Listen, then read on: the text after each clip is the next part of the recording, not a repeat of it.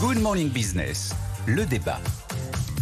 Walmart, Home Depot, le secteur du jouet, ils sont nombreux à avoir alerté sur l'impact des droits de douane directement sur leur vente. Notre question ce matin, est-ce que c'est le consommateur américain qui fait reculer Donald Trump sur les droits de douane, notamment auprès des Chinois, Nicolas? Il y a de grandes chances qu'il y participe.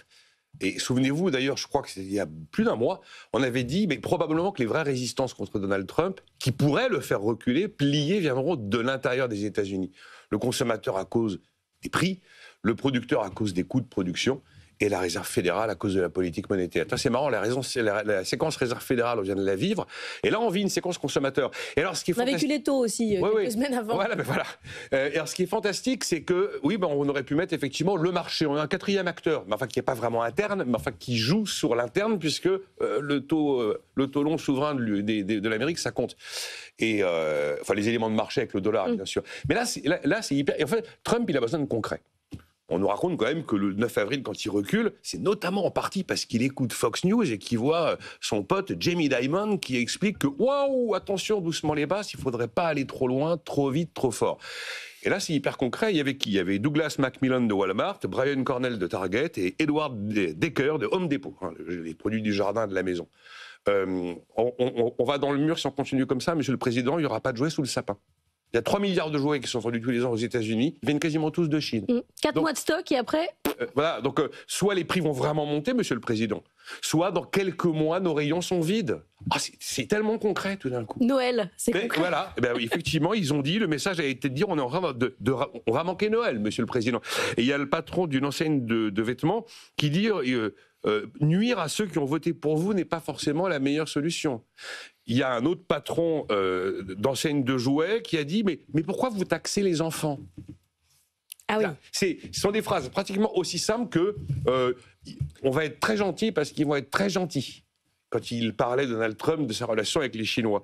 Et bon, là, vous avez une enquête qui a été sortie par un lobbying du secteur de la... Alors, c'est une fédération du secteur de la distrib. Ils sortent une enquête, c'est marrant, le résultat va dans le sens de ce qu'ils veulent dire. Enfin, ils indiquent qu'à ce rythme-là, on parle bien de ce rythme-là, c'est 145% versus 125%. 96% des petites et moyennes structures de la distribution aux États-Unis sont menacées de mettre la clé sous la porte.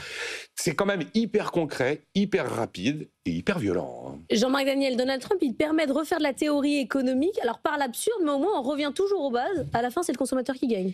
Oui, c'est le consommateur qui est menacé et donc qui réagit, parce que le consommateur, il est aussi électeur. Ce qui se passe, c'est qu'effectivement, le diagnostic, je l'ai déjà répété sur cette antenne, mais je maintiens là-dessus, le diagnostic sur l'économie américaine, c'est qu'une économie qui vit au-dessus de ses moyens. Ce n'est pas une économie performante, contrairement à ce qu'on nous raconte, rapport Draghi, ceci, cela. C'est une économie qui est en incapacité de satisfaire les besoins de sa population.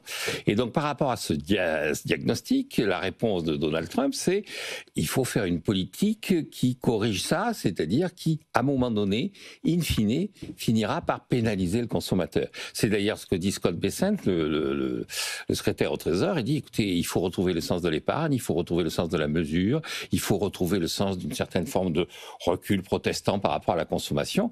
Tout un discours qui est un discours qui masque une politique d'austérité. Alors la politique d'austérité violente par les droits de douane qui consiste à augmenter les prix, cette politique effectivement est en train d'être remise en cause par l'entourage de Donald Trump en disant ça va provoquer des faillites, ça va provoquer une baisse du pouvoir d'achat, mais de toute façon à un moment donné, il faudra bien que les Américains comprennent que quand on représente les 2/3 des déficits commerciaux mondiaux, on est la première économie mondiale, les États-Unis.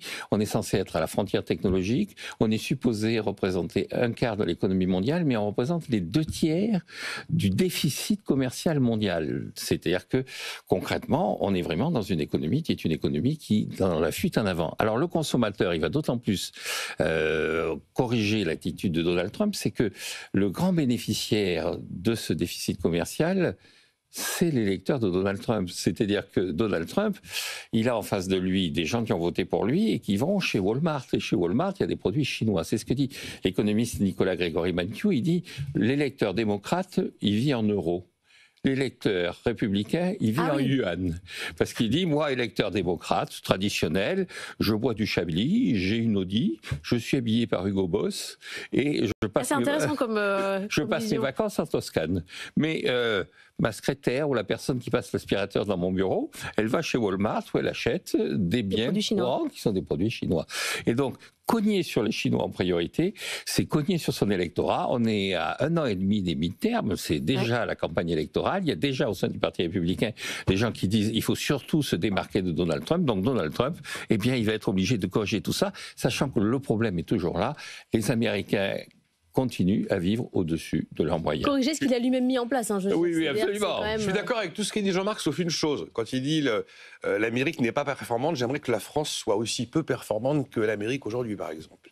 Il y a des éléments. Vous voulez renvoyer Jean-Marc sur le rapport Draghi Non, mais il y a des éléments effectivement de déséquilibre, les déficits jumeaux lunaires de l'Amérique et les déséquilibres financiers lunaires. Mais il y a des éléments de performance aux États-Unis qui ne sont pas totalement dégueulasses. Elle se voit peut-être parfois plus belle qu'elle n'est. Bon, mais on pourra refaire performance de l'Amérique versus... Et puis vous regarderez tous les replays de Jean-Marc où il parle du rapport Draghi, il en dit beaucoup de mal.